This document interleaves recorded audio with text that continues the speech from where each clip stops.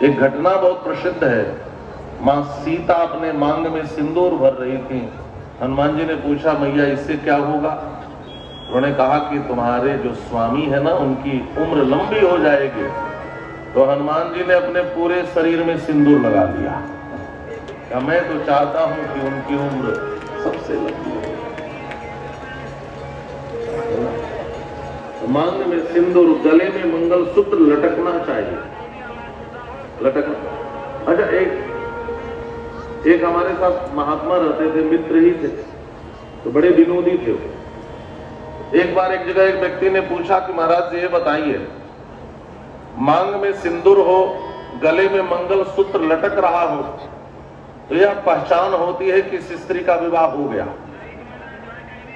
लेकिन लड़के को देखकर कैसे समझा जाए कि इसका विवाह हो गया? उनके गले में तो मंगलसूत्र लटकता है, लेकिन लड़के को कैसे देखकर समझा जाए कि विवाह हो गया? तो उन्होंने हंस करके कहा कि जिसके गले में मंगलसूत्र लटक रहा हो, समझ लो इस लड़की का विवाह हो गया, और जिस लड़के का मुंह लटका हुआ हो, समझ लो इसका भी विवाह हो गया। बड़े विनोदी। अब हमारे दादा को देख लीजिए, ज्यादा हंस रहे हैं। अभी तक तो इनका भी लटका हुआ था। तो बोलिए भगवान भोलेनाथ की जय। सिंदूर दान किया। देखो, सिंदूर के दो भाग होते हैं। सिंदूर में पारा मिला होता है, और पारा होता है वजनी। सिंदूर होता है वजनी, पारा होता है चंचल। तो इसका तात्पर्य है कि अभी के पहले भले लड़के का मन चंचल था, चलायमान था, लेकिन जिस दिन से वह किसी कन्या के मांग में सिंदूर भर दे, उसके मन की चंचलता समाप्त हो जानी चाहिए। उसकी निष्ठा अपने पत्नी के प्रति ही होना चाहिए। इस सिंदूर दान का यह तात्पर्य है। आज के बाद इसी स्त्री के प्रति तुम्हारी संपूर्ण निष्ठा होगी, इसी स्त्री के प्रति तुम्हारा पूर्ण समर्पण होगा, यह तात्पर्य है। और दूसरी बात, लड़का भी लाल सिंदूर भरता है, और लाल हमारे यहाँ भारत में खतरे का भी निशान है। और मांग को सीमंत कहा जाता है, संस्कृत में सीमंत कहते हैं।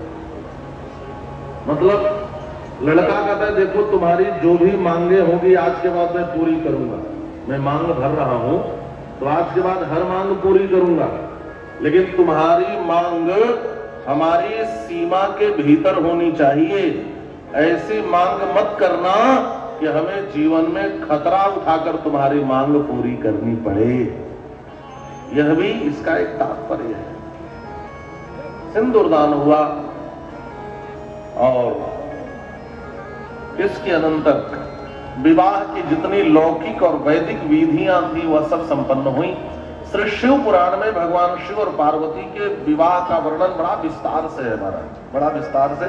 और मैं यहीं पे रहूंगा तो फिर आगे की कथा रुक जाएगी। तो आप समझ लें, विवाह संपन्न हुआ।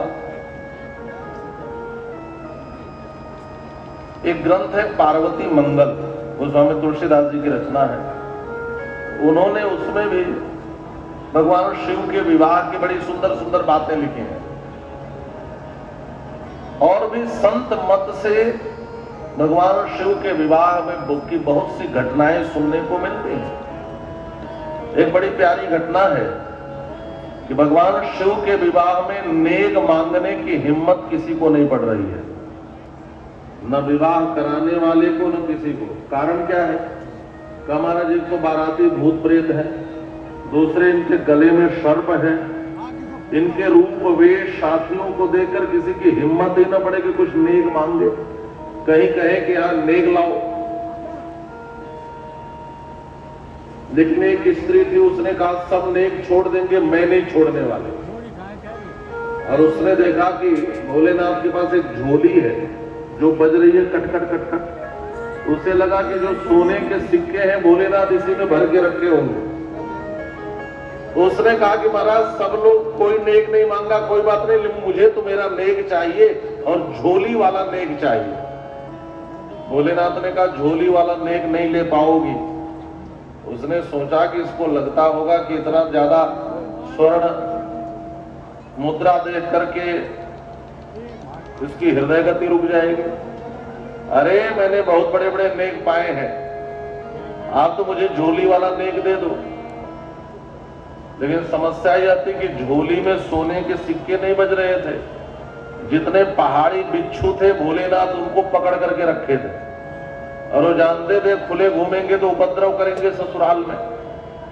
तो भोलेनाथ ने कहा जब झोली वाला नेक चाहिए तो हाथ आगे करो, लेकिन आंख बंद कर लेना। उसने आंख बंद करके दोनों हाथ आगे किया और भोलेनाथ झोली में हाथ डालकर एक काला पहाड़ी बिच्छू निकाले और उसके हाथ पर देकर कहा ले लो अपना नेक। और जैसे उसने आंख खोलकर नेक देखा वैसे घिघिया करके भगी कि फिर दोबारा मंडप